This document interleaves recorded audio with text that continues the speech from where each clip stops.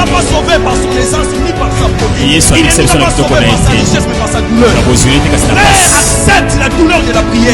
Accepte la douleur de la sainteté. Paye le prix du jeûne. Paye le prix des offrandes. Tu marcheras avec le Saint-Esprit.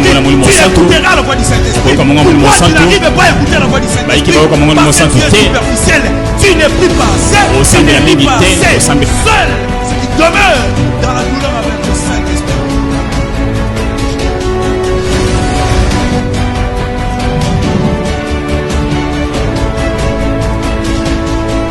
Il est de la nature de Dieu d'utiliser notre faiblesse pour nous rendre puissants.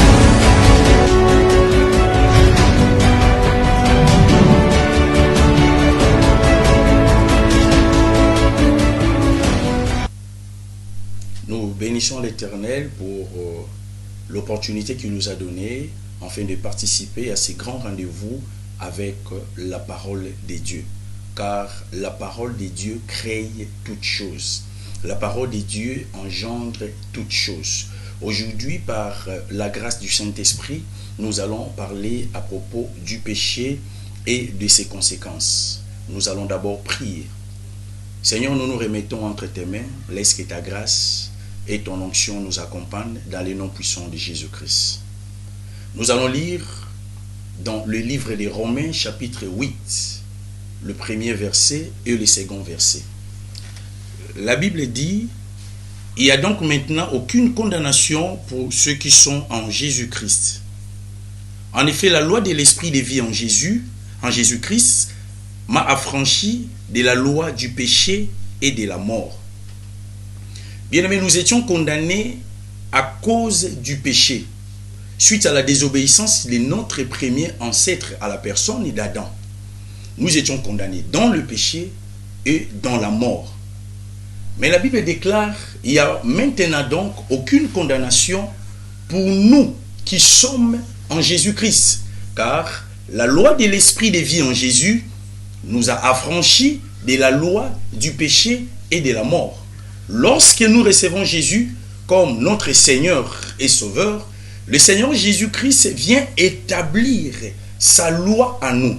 Cette loi s'appelle la loi de l'esprit de vie en Jésus-Christ. Cette loi produit la vie de Dieu en nous, produit les zoé de Dieu en nous, et cela détruit la loi du péché, car le péché domine tout le païen et pousse le païen à désobéir à Dieu et à la parole de Dieu. Le réel problème de l'humanité, c'est le péché, c'est le diable et le système du monde qui nous pousse loin de Dieu. L'homme et la femme vivaient en paix et dans le bonheur, dans les jardins d'Éden. Mais lorsque le péché vint, ces derniers furent chassés loin du jardin, loin de leur bonheur, loin de leur bénédiction. Aujourd'hui, plusieurs sont loin de leur bonheur à cause du péché. Car rien ne peut apporter le malheur dans la vie de quelqu'un, sauf le péché. Le jardin pour Adam et Ève représentait un lieu du repos, un lieu de délices, un lieu du bonheur, un lieu d'abondance et de communion avec Dieu. Cependant, ces derniers furent chassés loin de leur paix, loin de la communion avec Dieu, loin de la prospérité, loin de l'abondance à cause du péché. Le péché que tu n'arrives pas à chasser te chassera loin de ton bonheur. Le péché que tu n'abandonnes pas détruira ton ministère, détruira ta vie, détruira ton mariage, détruira ta santé, tes études et détruira tous les aspects de ta vie. Le péché que tu ne détruis pas te détruira toi-même. Tu as la responsabilité de détruire le péché avant que le péché ne te détruise. Tu as la responsabilité de chasser le péché avant que le péché ne te chasse loin de ton bonheur, loin de la présence de Dieu. Car la Bible dit: tous ont péché et sont privés de la gloire de Dieu. Nous allons lire dans Proverbes chapitre 5, le verset 22 et le 23e verset. La Bible déclare: le méchant est pris dans ses propres iniquités. Il est saisi par le lien de son péché. Verset 23. Il mourra faute d'instruction. Il chancellera par l'excès de sa folie. Vous avez vu? Le méchant est pris dans ses propres iniquités. Il est saisi par les liens de son péché. Le péché engendre le lien. Le péché engendre la malédiction dans la vie d'une personne. Beaucoup aujourd'hui sont sous le coup de la malédiction à cause de leur propre péché. Montre-moi un homme qui a beaucoup de liens, je te montrerai un homme qui pêche du matin au soir. La Bible dit, il mourra faute d'instruction, faute d'écouter la parole de Dieu. Il chancellera par l'excès de sa folie. En fait, dans l'homme, il y a une certaine folie qui agit de temps à autre. Mais quand on obéit à la parole de Dieu, on domine sur cette folie. Le péché bien-aimé que tu n'arrives pas à abandonner, ces péchés-là va produire l'échec dans ta vie. Le plus grand ennemi de l'homme, c'est son propre péché. Car la Bible dit, le méchant est pris par les liens de son propre iniquité. La Bible dit dans Romains chapitre 3, verset 23, la Bible déclare, car tous sont péchés, sont privés de la gloire de Dieu. Nous comprenons au travers de ces passages de l'Écriture que le péché nous prive la gloire de Dieu, nous prive la présence de Dieu, nous prive l'intervention divine. Le péché nous prive la communion avec Dieu. Le péché nous prive le bonheur. Le péché vole notre destinée. Le péché empêche à ce que Dieu accomplisse ce qu'il a promis dans nos vies. Bien-aimé, Dieu n'a pas de fils chéri. Il n'a que de fils obéissant. Si tu es fils de Dieu, il te faut vivre dans l'obéissance. Nul n'est chéri de Dieu dans la désobéissance. Personne ne peut dire que je suis le chéri de Dieu alors qu'il marche dans le péché. Non, non. Dieu n'a que de fils obéissants. Il n'a pas de fils préféré. Il n'a que de fils obéissants. C'est quoi le péché? Le péché, c'est la désobéissance à la parole de Dieu. Donc le péché, c'est faire ce que la parole de Dieu interdit. C'est ça le péché. Adam avait désobéi à l'ordre que l'Éternel lui avait donné. C'est la raison pour laquelle il a fini sa vie dans le désert, en dehors du jardin. Il a fini sa vie comme n'importe qui, en dehors du jardin. Alors que dans les jardins, Adam fut un roi. La faune et la flore étaient sous l'autorité d'Adam. Mais après avoir péché, tous les animaux se sont rebellés contre lui. Bien aimé, à chaque fois que tu désobéis à la parole de Dieu, Satan vole quelque chose dans ta vie. À chaque fois que tu ne fais pas ce que la parole de Dieu te dit de faire, tu rates la destinée. Satan te poussera toujours à désobéir aux Écritures saintes. Mais à chaque fois que tu obéis à Satan, pour désobéir à ce que la Bible dit, bien mais sachez-le, que Satan vole ta destinée. Nous allons voir quelques œuvres du péché. Nous allons lire dans Galates chapitre 5, versets 19 à 21. La Bible dit, or, les œuvres du péché sont manifestes. Ce sont l'impudicité. La première œuvre du péché que la parole de Dieu nous présente dans ces textes, c'est l'impudicité. C'est le fait de marcher dans la liberté sexuelle, l'impureté, la dissolution.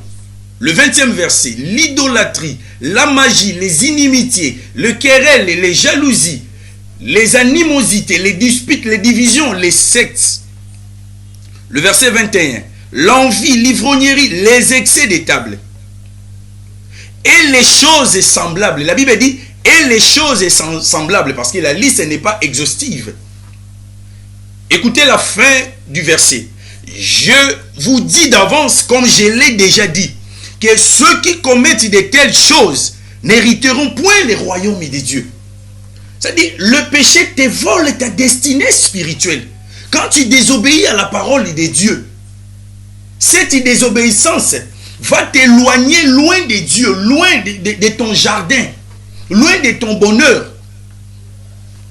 La Bible dit, et les choses semblables. Quand tu commets le péché, tu n'hériteras pas le royaume des dieux.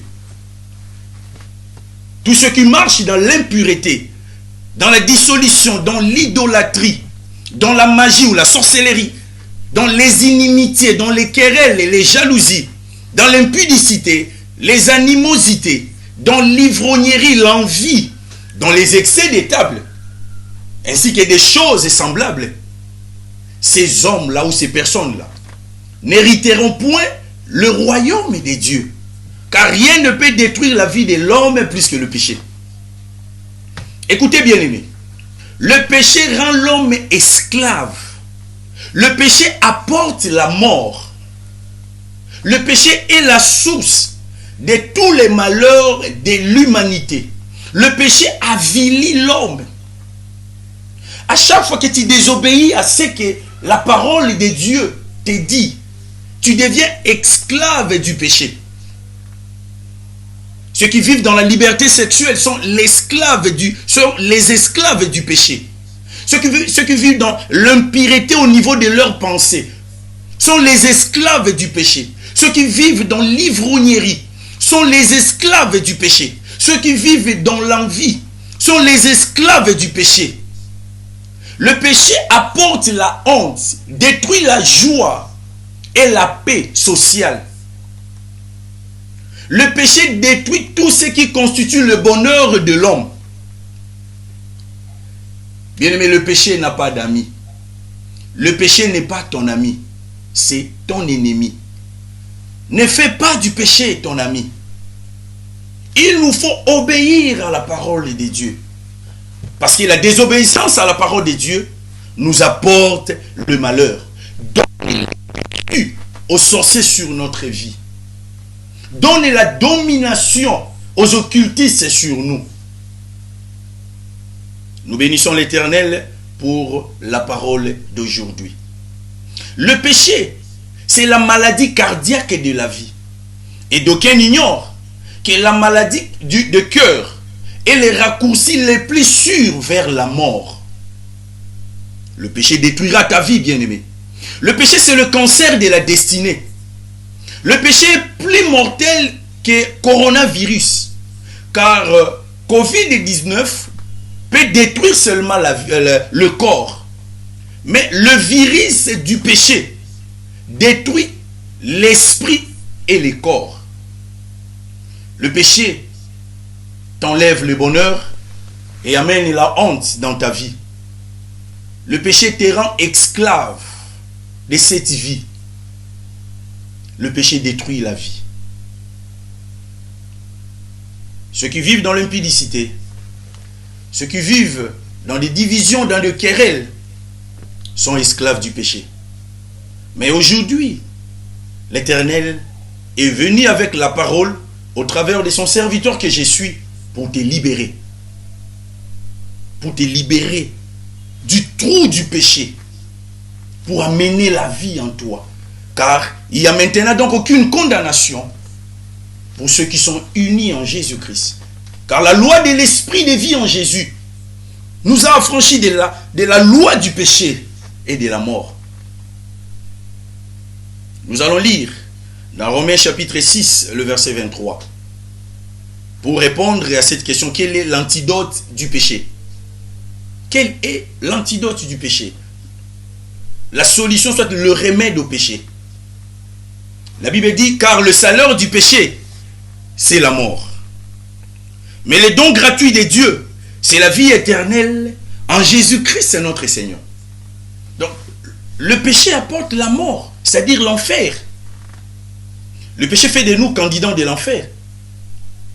Mais les dons que l'Éternel nous a donnés, les dons gratuits, le médicament contre le péché, le médicament pour guérir la maladie du péché, cela n'est pas un produit. Aujourd'hui, les scientifiques sont en émoi partout dans le monde entier, dans des laboratoires, pour nous chercher le médicament contre Covid-19.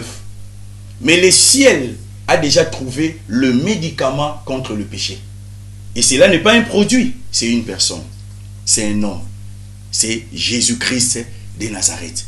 La Bible dit, le don gratuit de Dieu, c'est la vie éternelle en Jésus-Christ. Le péché produit la vie, produit plutôt la mort, et Jésus-Christ donne la vie. L'antidote du péché, c'est Jésus-Christ de Nazareth. Peut-être que tu es dominé par l'impudicité. Tu veux te suicider. Tu n'as plus le goût de vivre. Tu es dominé par les excès des tables, par l'ivrognerie, par l'envie, les disputes. Peut-être que tu es dans une secte pernicieuse. Tu fréquentes les loges occultes. Tu vis dans des animosités, dans les querelles. Mais bien aimé, je t'apporte aujourd'hui le médicament contre le péché. C'est Jésus-Christ de Nazareth. C'est lui qui est la vie éternelle. La Bible dit dans Jean chapitre 3 verset 16, car Dieu a tant aimé le monde. Dieu a aimé le monde de pécheurs. Il a aimé le monde de ceux qui commettent le péché. Il a aimé ce monde-là. Et la Bible dit, il a tant aimé ce monde. Et il a envoyé son fils. Il n'a pas envoyé un archange ou un ange. Mais il a envoyé son fils unique. Afin que quiconque croit en lui n'entre pas en enfer, mais obtient la vie éternelle. La vie éternelle, c'est en Jésus-Christ. La solution du péché, c'est Jésus-Christ. Aujourd'hui, si tu peux ouvrir ton cœur, le Seigneur Jésus-Christ te donnera la vie. Il entrera dans ta vie et brisera la loi du péché. Car le péché est une loi. Le péché est un principe qui régit la vie des gens, qui gouverne des nations, qui gouverne des quartiers, qui gouverne des familles. C'est la raison pour laquelle vous verrez les gens d'un même quartier ont une habitude. Ils ont une habitude qui les caractérise. Ils ont un comportement qui les caractérise. C'est à cause de la loi du péché qui gouverne ces quartiers. Vous verrez les gens d'une même famille peuvent avoir le même mauvais comportement, le même antivaleur, parce qu'ils sont régis par la loi du péché. Ils sont gouvernés par le principe spirituel du péché. Mais lorsque nous recevons Jésus-Christ comme Seigneur et Sauveur, le Seigneur Jésus-Christ vient avec la loi de l'esprit de vie qui détruit la loi du péché en nous. C'est-à-dire, si tu peux recevoir Jésus-Christ aujourd'hui, le principe du péché, la loi du péché sera détruite en toi. Et la loi de l'esprit de vie sera installée, sera établie dans ton cœur, c'est-à-dire dans ton esprit. Et l'esprit de sainteté commencera à marcher avec toi. Ainsi tu auras la vie éternelle. Car la vie éternelle, c'est en Jésus-Christ notre Seigneur. Nous voulons maintenant prier. La Bible dit aujourd'hui, si vous entendez sa voix, n'endurcissez pas vos cœurs. La Bible dit encore, si tu confesses de ta bouche le Seigneur Jésus, si tu crois dans ton cœur que Dieu l'a ressuscité des morts, tu seras sauvé. Le salut n'est pas loin de toi. C'est dans ta bouche. Si tu peux répéter mes paroles, la vie de Dieu viendra en toi. Les zoé de Dieu va s'établir dans ton cœur et la loi du péché sera détruite. La condamnation du péché sera brisée et tu seras libre pour servir l'Éternel Dieu. Nous voulons prier. Tu vas seulement répéter mes paroles et le Seigneur Jésus-Christ viendra dans ta vie avec sa loi appelée la loi de l'esprit de vie, et cela te donnera la vie de Dieu et détruira la loi du péché en toi. Nous allons prier ensemble. Seigneur Jésus, J'ai écouté ta parole. Merci car tu es mort et tu es ressuscité pour moi. J'ouvre mon cœur. Je crois en toi aujourd'hui comme mon Seigneur et mon Sauveur personnel. Pardonne-moi de tous mes péchés. Purifie-moi par ton sang. Seigneur, entre dans mon cœur. Vis dans mon cœur. Je te reçois aujourd'hui comme mon Seigneur et mon Sauveur personnel. Je prends la décision de me séparer du monde et de te servir toute ma vie. Au nom de Jésus-Christ. Gloire soit rendue à Dieu parce que aujourd'hui tu es devenu fils de Dieu. Jésus-Christ est entré en toi avec sa loi de sainteté et il a brisé la loi du péché qui t'est dominé. Je vais maintenant t'abandonner et te laisser entre les mains de l'Éternel. Nous allons prier. Seigneur, nous te bénissons car tu as parlé au travers de nous. J'abandonne tous les bien-aimés qui t'ont reçu en ces jours entre tes mains. Seigneur, remplis-les par ta puissance. Je brise ainsi la loi du péché qui produit la mort en eux, à cause de la loi de l'esprit de vie en Jésus, parce qu'ils t'ont reçu. Je brise cette loi dans les noms puissants de Jésus-Christ, dans les noms puissants de Jésus-Christ, dans les noms puissants de Jésus. Que la faveur du Très-Haut soit avec vous et que l'esprit de sainteté vous accompagne. Soyez bénis dans les noms puissants de Jésus-Christ. Amen.